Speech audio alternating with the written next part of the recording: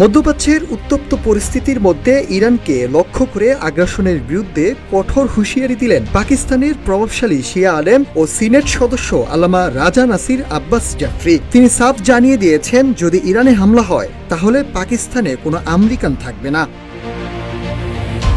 আল্লামা জাফরি বলেন, ট্রাম্প এবং নেতানিয়াহু যখন কোনো আন্তর্জাতিক আইন মানে না, তখন আমরাও চুপ থাকবো না। তারা যা বুঝতে পারছে না সেটা হলো ইরানের বিরুদ্ধে আগ্রাসন মানে গোটা মুসলিম বিশ্বের বিরুদ্ধে যুদ্ধ, আর তার জবাব হবে কঠিন ভয়াবহ।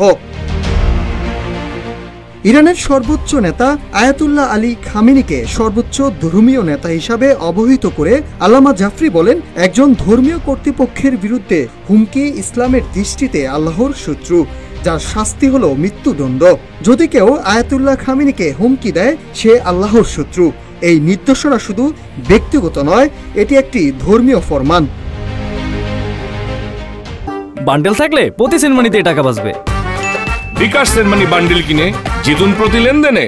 প্রেস টিভি ও সংবাদ সংস্থা মেহের নিউজ জানিয়েছে, আল্লামা জাফরি আরো হুঁশিয়ারি দিয়ে বলেন, ট্রাম্প এবং নেতানিয়াহু জানা উচিত যে যদি কোনো আক্রমণ করা হয় তবে তা কেবল ইরানের বিরুদ্ধে নয়, গোটা মুসলিম বিশ্বের বিরুদ্ধে যুদ্ধ ঘোষণা। তাই মুসলিম বিশ্ব একসঙ্গে এর জবাব দিবে। পাকিস্তানও প্রস্তুত রয়েছে, তার ব্যতিক্রম নয়।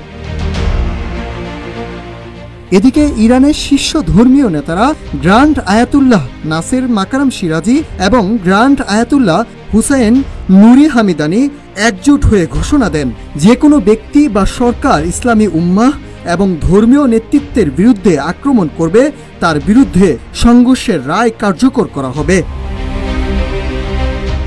বিশ্লেষকরা বলছেন, এই ঘোষণাগুলো ইঙ্গিত দিচ্ছে মধ্যপ্রাচ্যের উত্তেজনা নতুন করে যুদ্ধরূপ নিতে পারে। ইরানকে আক্রমণের হুমকি এখন শুধু ইরান নয়, গোটা মুসলিম বিশ্বকেই সরব করে তুলছে। Nahid Hasan, news desk, Ittefaq.